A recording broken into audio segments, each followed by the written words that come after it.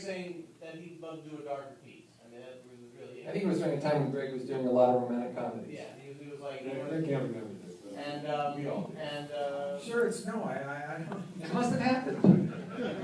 Well, we sent it to him, and right away he responded, and he was totally fantastic, and he got on board, and he started putting together a director's list, and Schrader was like the first guy we really went out to. And then we heard about this great company called Propaganda Films, which was, we were told it's one-stop shopping. We were told they have financing, they have production facilities, they have crews, and they have post facilities. We're like, wow, this is so great. We met with them all, and they said, oh yeah, we'd love to do this. And so we signed up with them, and then they went out of business the next week. And then we got a story from someone saying, do you have anything inside their office? And we go, no, why? She said, the sheriff's going to lock the door at 5 o'clock. And we just shook hands with them and basically assigned them the script. Yeah. But you guys talk about on the commentary. So it says Propaganda Films Presents. They were out of business before we shot a foot of film.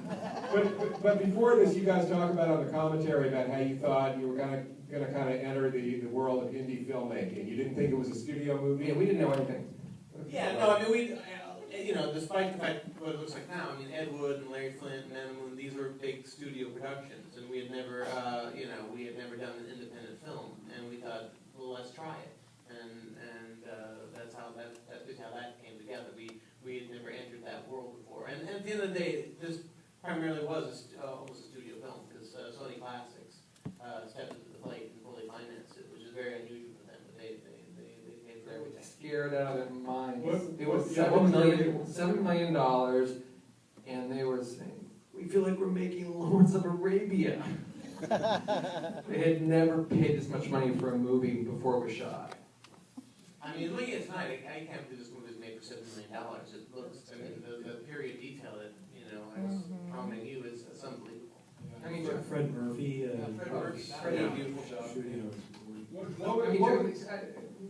Julie, what is it like to do such an extensive period movie when it's such a small number you get to work with? How do you do your magic? The next movie you have to do a big one. You come in to a costume shop and you say, if you can still read this, look at that. They say, no, I'm on the phone. And you go, please, just read it. This is why we went into the business. And ultimately you're not, it's very, very hard. So you're actually creatively engaging the shop? You had to, because in this particular phase, the clothes came from everywhere. And when you think about it, like one of William Dafoe's shirt was a woman's shirt, but he has to wear it with, like he's so strong. And then the clothes that Greg wore, after a while, you can't have a costume anywhere. The costumes have to become clothing. And they came from everywhere.